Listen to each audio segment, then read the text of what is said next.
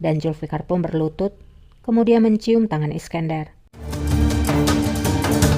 Melihat hal itu, Safia dan Humasa pun tercengang. Dengan mencium tangan Iskandar, itu artinya Zulfikar kini menjadi subjeknya. Iskandar lalu berkata, "Aku senang kamu akhirnya menemukan jalan yang benar, Pasha. Apakah Zulfikar memang benar-benar ingin bergabung dengan Iskandar? Kita ikutin terus ceritanya." Doğru yolu bulduğuna sevindim paşa. Qasem terlihat masih terus melakukan amal dengan memberikan makan orang-orang yang tidak mampu.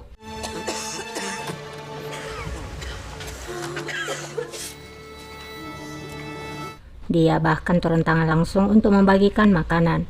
Hechan yang berada di sisinya kemudian berkata, "Lumbung kita hampir kosong, Sultana. Persediaan kita akan habis." Melek pun juga bicara, "Aku tidak tahu berapa lama ini akan berakhir. Semua orang membutuhkan sepotong roti." Qasem pun menjawab, "Kita akan tetap membagikannya sampai habis. Semoga Tuhan memberkati kita semua." Tiba-tiba seorang ibu yang menggendong bayinya datang dan meminta bantuan. Sultanım, ne olur yardım. Qasem pun bertanya, "Ada apa? Beritahukan aku apa masalahmu." Ibu itu pun menjawab, "Anakku akan mati kelaparan dan kehausan.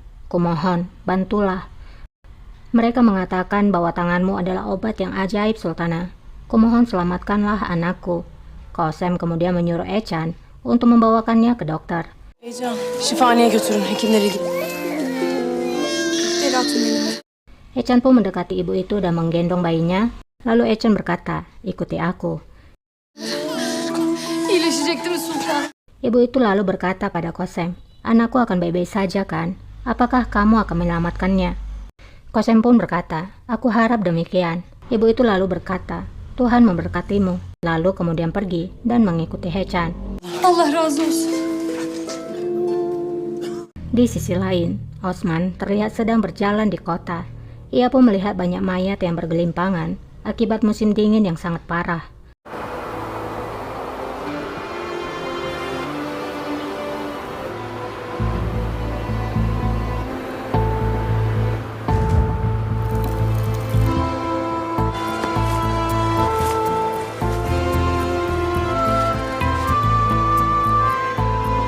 Padişah Sultan Osman yüzünden.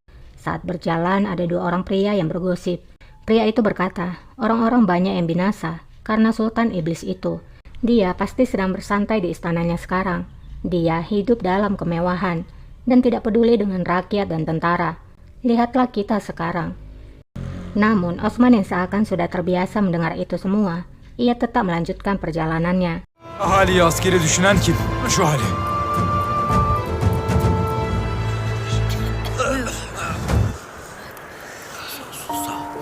Buyur teyzeciğim. Di saat itu, ia melihat seorang gadis yang membantu orang-orang yang duduk di pinggir jalan. Osman memperhatikan gadis yang baik hati itu. Allah razı olsun. Çok soğuk. Ne bakıyorsun? Çok soğuk. Di istana, Janet yang kedinginan kemudian berkata, "Aku tidak pernah melihat ini dalam hidupku. Ini sangat dingin, tanganku membeku." Melek Sima pun berkata, "Rakyat menderita." Janet pun menjawab, "Ada kekacauan di ibu kota. Tidak ada keselamatan akan hidup dan harta. Sangat berbahaya di luar. Tuhanku, kumohon akhiri musim dingin ini." Allah'ım sen büyüksün, bir an evvel bak. O zaman da Melek Sima pun berkata, "Kemudian raja akan pergi ekspedisi." Janet pun menjawab, "Dia akan pergi cepat atau lambat. Aku pikir kamu harus bersiap." Kembali kepada Qasem, ia masih terus membagikan makanan. eski sarayın ambarları. Qasem pun berkata, "Buka juga lumbung istana lama. Distribusikan perlengkapan kepada masyarakat." Melek pun menjawab, "Baiklah Sultana." Tapi Safiyah Sultan pasti tidak akan menyukainya. Qasem pun menjawab, "Aku tidak peduli." Tidak lama, Echan datang dan menyampaikan bahwa Wazir Agung Husain Pasha ada di sini. Dia ingin berbicara denganmu. Qasem pun lalu pergi menemui Husain Pasha. Siz devam edin. Sultanım. Qasem pun bertanya, "Husain Pasha, bagaimana anak-anakku?" Husain pun menjawab, "Terima kasih pada Tuhan, mereka semua baik-baik saja. Tidak ada yang perlu dikhawatirkan." Qasem pun lega mendengarnya. Çok şükür. Qasem lalu bertanya lagi, Apakah ada hal yang lain lagi? Hussein pun melaporkan bahwa persiapan ekspedisi dihentikan. Tapi meskipun demikian, Sultan Osman tidak merubah pikirannya. Ketika musim dingin berakhir, dia akan berbaris ke Polandia. Qasem pun menjawab, musim dingin ini tidak akan berakhir, Pasah, sampai Sultan Osman turun dari tahtanya. Belki Sultan Osman tahttan ölene dek. Hussein pun menjawab, aku harap demikian, Sultana. Ngomong-ngomong, kami telah menemukan orang yang kamu minta. Saati yakaladık. Kira-kira siapakah orang yang diminta oleh Qasem dan ditangkap oleh Hussein? Sabar, kita kembali dulu kepada Osman. Osman pun akan mendekati gadis itu. Karena Osman yang mendekat, wanita itu pun bersiap. Ia menodongkan belatinya. Osman pun berkata, jangan takut, aku tidak akan menyakitimu. Aku hanya lewat dan aku ingin membantu. Zarar gelmez. Sadece buradan geçiyordum. Dedim. Gadis itu pun bertanya, apa yang kamu lihat? Bantu aku, bawa pria ini. Yardım et de götürelim. Gel. Kim bunlar? Saat mereka akan membawa pria itu, gadis ini pun melihat ada banyak pria di sana yang berdiri. Gadis itu pun bertanya pada Osman, siapa mereka? Osman pun berkata, aku adalah pedagang dan mereka adalah pengawalku. Tentu saja Osman menyamar. Dia tidak mungkin mengatakan kalau dirinya adalah sultan. Osman kemudian berkata, kemana kita akan pergi? Gadis itu pun menjawab, di sana ada rumah sedekah milik Qasem Sultan. Dia akan membantu kita. Tidak seorang pun berpikir tentang rakyat, tapi dia melakukannya. Aku berharap Sultan Osman meninggalkan istananya dan melihat negara ini dan subjeknya. Halini görse. Ne biliyorsun belki Osman pun menjawab, bagaimana kamu tahu? Mungkin dia sudah melakukannya. Gadis itu pun menjawab, aku kira tidak, karena dia adalah pria yang kejam. Kami semua membayar harga atas dosanya. Sen onun günahının bedelini ödüyoruz. Kembali kepada Qasem. Hussein pun berkata, pengkhianat itu ada di sini, Sultana.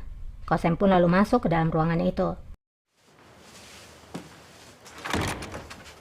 Di sana ada seorang pria tua yang disekap. Qasem pun berkata, apakah kamu bisa tidur Tasko perlu jadi Effendi? Tasko pun menjawab, Sultana, maafkan aku. Bukan seperti ini yang aku maksudkan. hiç böyle. Ben uyuyamıyorum. Qasem pun menjawab, aku tidak bisa tidur saat malam. Aku mendengar suara dari anakku. Aku kehilangan putraku karena dirimu. Sultan Osman membunuh Mehmetku karena fatwa darimu. Ayla kıydı Mehmet'ime. Tasko pun menjawab, percayalah padaku, ini bukanlah kesalahanku. Ömer Efendi mengancamku. Mereka ingin membunuhku. Karena itu, aku harus melakukannya. Maafkan aku. Mecbur kaldım. Dari sini kita akhirnya tahu bahwa pria tua ini adalah hakim yang memberikan fatwa. Dan fatwa keluar karena ancaman dari Ömer. Benar-benar betapa liciknya Ömer. Qasem pun menjawab, giliran Ömer juga akan tiba. Kemudian Safiye, Halime, Dilruba, Davud, bahkan anjing pengkhianat Sulaiman. Halime'ye ve dahi Süleyman denen o köpeğe. Mereka semua akan membayar untuk apa yang telah mereka lakukan. Tapi, kamulah yang pertama. Qasem lalu pergi dari sana. Yaptıklarının bedelini misliyle ödeyecek.